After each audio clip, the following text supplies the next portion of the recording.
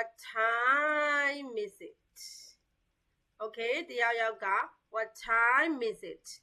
အချိန်ဘယ်လောက်ရှိပြီလဲလို့မေးလာတဲ့အခါမှာမဖြေတတ်တဲ့သားလေးတွေသမီးလေးတွေရှိလားဒါဆိုရင်ဒီဗီဒီယိုဖိုင်ကသားတို့သမီးတို့အတွက်ပါเนาะ okay ဆက်သွားမယ်ဘယ်နှစ်နာရီရှိပြီလဲဘယ်အချိန်ရှိပြီလဲလို့မေးတဲ့အခါမှာဘယ်လိုဖြေရမလဲဆိုတော့ okay ကဲစချင်းစမယ်ကဲ12နာရီကဲဘယ်နာရီရှိပြီလဲလို့မေးတဲ့အခါဒီချေက12နာရီလို့ပြောမယ် okay နာရီမှာအရင်ကြည့်မယ်နာရီမှာအရင်ကြည့်တဲ့အခါမှာ12နာရီဆိုတာဒီချေတို့ကနာရီလက်တံအတူလေးနဲ့မိနစ်လက်တံအရှည်လေးနဲ့တစ်ထက်သေးကြတဲ့အနေအထားကိုအဲ့ဒါကို12နာရီလို့ခေါ်တယ်ဒါဆိုအင်္ဂလိပ်လိုကဘယ်လိုပြောမလဲဆိုတော့12 o'clock okay နော်12 o'clock 12နာရီလို့ပြောတယ် okay ဒါဆိုလို့ရှိရင်တို့နောက်တစ်ခုဆက်သွားကြမယ်နောက်တစ်ခုကဒီမှာ12နာရီ5မိနစ်12နာရီ5မိနစ်ဆိုရင်တော့အင်္ဂလိပ် okay 12နာရီ5မိနစ်ကိုနာရီမှာကြည့်တဲ့အခါမှာနာရီလက်တံအတူလေးကစနစ်ထင်နေနဲ့ကြော်နေမှာဖြစ်ပြီးတော့နာရီလက်တံအရှည်လေးကနံပါတ်1ကိုသွားနေမှာဖြစ်တယ်5မိနစ် okay နော် okay ဒါဆိုလို့ရှိရင်တို့အင်္ဂလိပ်လိုဘယ်လိုပြောမလဲအင်္ဂလိပ်လိုက5 past 12ဟုတ်ပါနော်12နာရီ5မိနစ်ကိုဘယ်လိုပြောလဲ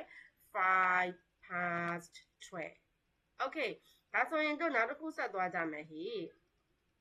okay နောက်တစ်ခုကကဲ12နာရီ10မိနစ်ဆိုရင်ဘယ်လိုပြောကြမလဲ okay 12နာရီ10မိနစ်ကိုနာရီမှာအရင်ဆွဲမယ်12နာရီထဲကြော်နေမယ်လက်တံအတူလေးကလက်တံအရှည်လေးကဘယ်ကိုသွားနေမလဲ2ကိုသွားနေမှာပေါ့12နာရီ10မိနစ် okay အင်္ဂလိပ်လိုဘယ်လိုပြောလဲ10 past 12 10 past 12 12နာရီ10မိနစ် okay ဒါဆိုလို့ရှိရင်တို့နောက်တစ်ခုဆက်သွားမယ်နောက်တစ်ခုကဒီချေတော့12နာရီ15မိနစ်ဆိုရင်ရောဘယ်လိုပြောမလဲအင်္ဂလိပ် okay နာရီပုံလေးမှာအရင်ဆွဲကြည့်မယ်ထုံးစံအတိုင်းနာရီလက်တံလေးကစနစ်ထက်နည်းနည်းကြော်နေမှာဖြစ်ပြီးတော့နည်းနည်းကြော်နေမယ်နော် okay ဒီချေတော့မိနစ်လက်တံလေးက15မိနစ်ဖြစ်တဲ့နံပါတ်3ကိုသွားနေမှာဖြစ်တယ် okay ဒါဆိုအင်္ဂလိပ်လိုဘယ်လိုပြောကြမလဲဒီမှာ quarter past 12 12နာရီ15မိနစ်ကိုပြောတာကquarter past 12 12နာရီ15မိနစ် okay ဒါဆိုရင်တို့နောက်တစ်ခုဆက်သွားမယ်ဟေ့နောက်တစ်ခုကကဲ12နာရီ20မိနစ်ဘယ်လိုပြောမလဲ okay 12နာရီ20မိနစ်ဆိုရင်ထုံးစံအတိုင်းနာရီလက်တံလေးကစနစ်တဲ့ကြောနေမှာဖြစ်တယ်20မိနစ်ဆိုတော့မိနစ်လက်တံလေးက4စီကိုညွှန်ပြနေမှာဖြစ်တယ် okay ဒါလေးကိုအင်္ဂလိပ်လိုဘယ်လိုပြောလဲဆိုတော့20 past 12 12နာရီ20မိနစ်20 past 12 12နာရီ20မိနစ်လို့ပြောတာဖြစ်တယ် okay နောက်တစ်ခုသွားမယ်ဟေ့နောက်တစ်ခုက12နာရီ